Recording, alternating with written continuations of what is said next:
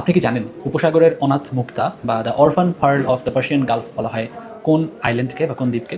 গতকালকের পর থেকে এই কোশ্চেনটা কিন্তু পরীক্ষায় আসার জন্য খুবই গুরুত্বপূর্ণ একটা টপিক হয়ে গেছে। আশা করি এখানে যে ইনফরমেশনগুলো শেয়ার করলাম এখান থেকেই হয়তো কোনো একটা প্রশ্ন আপনারা সামনের কোনো একটা পরীক্ষাতে পেয়ে যেতেও পারেন। তো চলুন আমরা আজকে উপসাগরের অনাথ মুক্তা বা the orphan pearl of the Persian gulf সম্পর্কে জানব। গতকাল দ্য অপারেশন এপিক ফিউরির অংশ হিসেবে আমেরিকা ইরানের একটা দ্বীপে আক্রমণ চালায়।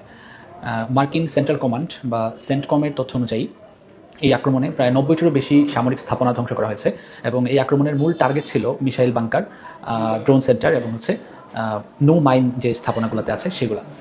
আবার ট্রাম্প জানিয়েছে যে ওরা ইচ্ছে করেই তেলের যে স্থাপনা সেগুলোতে আক্রমণ করেনি, সৌজন্যতাবোধ হিসেবে রেখে দিয়েছে এবং হুঁশিয়ারি দিয়েছে ইরানকে যাতে ইরান হরমুজ প্রণালী দ্রুত খুলে দেয়। তো এই আক্রমণের পর থেকে কিন্তু এই দ্বীপটা এখন বর্তমান আলোচনার কেন্দ্রবিন্দুতে পরিণত হয়েছে এবং ভবিষ্যতের যে কম্পিটিটিভ এক্সামগুলো আছে, চাকরির পরীক্ষা বিসিএস থেকে শুরু করে অন্যান্য পরীক্ষাতেও কিন্তু এই টপিকটা একটা গুরুত্বপূর্ণ টপিক হয়ে উঠেছে। তো চলুন এই যে ইরানের যে দ্বীপটা এটা সম্পর্কে কিছু গুরুত্বপূর্ণ তথ্য জেনে রাখি। ইরানের যে দ্বীপে আমেরিকা আক্রমণ করেছে তার নাম হচ্ছে খার্গ আইল্যান্ড, যেটা আঞ্চলিকভাবে খার্ক নামেও পরিচিত।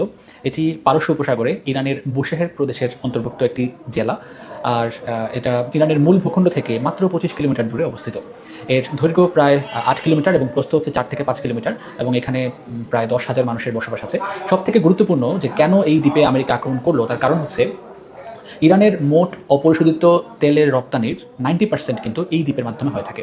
ইরানের যে যত উপকূলীয় অঞ্চল আছে এর মধ্যে সবথেকে গভীর উপকূলীয় অঞ্চল হিসেবে এই আইল্যান্ডটা পরিচিত এবং বাকি যে উপকূলীয় অঞ্চলগুলো আছে সেগুলো অগভীর হওয়ার কারণে এগুলোতে তেলবাহী যে ট্যাঙ্কার জাহাজগুলো আছে, সুপার ট্যাঙ্কার, সেগুলো কিন্তু ভিড়তে পারে না। কিন্তু এই আইল্যান্ডটা গভীর হওয়ার কারণে এখানেই আসলে তেলবাহী সুপার ট্যাঙ্কারগুলো ভিড়তে পারে বা নোঙর করতে পারে।